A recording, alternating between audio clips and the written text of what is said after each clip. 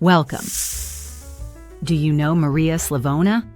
Almost forgotten today, she was considered one of the most important German painters and was famous for her impressionist works, at a time when women had little access to the art world.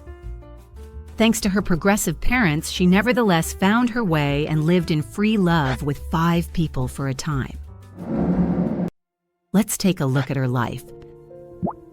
She was born Marie Schorer in Lübeck in 1865 into a respected family of pharmacists. In her progressive family home, daughters were also given an education. Her sister Cornelia became one of the first female doctors in Germany. At 17, she began her training in Berlin, but not at the official Academy of Arts, as it was still closed to women. Later, she attended the Women's Academy of the Munich Artists' Association. It was here that she became friends with Käthe Kollwitz and Rosa.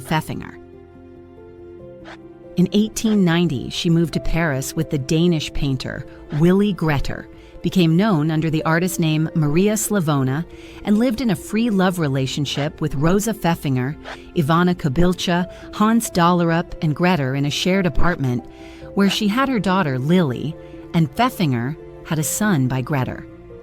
When Pfeffinger's money ran out, Gretor moved out, leaving them paintings by the unknown Vincent van Gogh. Her years in Paris became her most creative period. She moved in the circles of Camille Pissarro, Munch, and Rilke, and exhibited in important salons. In 1900, she married the art dealer Otto Ackermann, with whom she ran an open artist's house. She later lived in Lübeck, then in Berlin, and from 1922 onwards, she spent part of her final years at Lake Starnberg. There she sought relief from a progressive illness, to which she succumbed in Berlin in 1931 at the age of 66. Let's take a closer look at her painting style and motifs. Her painting style was deeply rooted in French Impressionism, which she combined with North German clarity and restrained colors. Her work depicts everyday scenes, landscapes, animal studies, and moments full of light, often characterized by personal tranquility.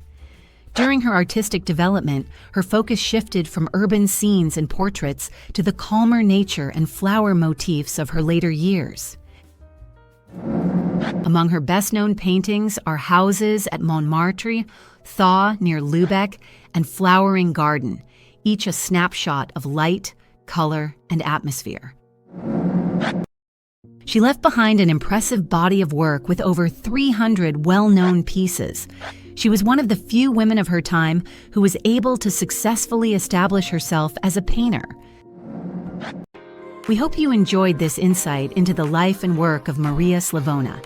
If so, subscribe to our channel for more exciting art stories. And if you have any further information about her life and work, please write it in the comments.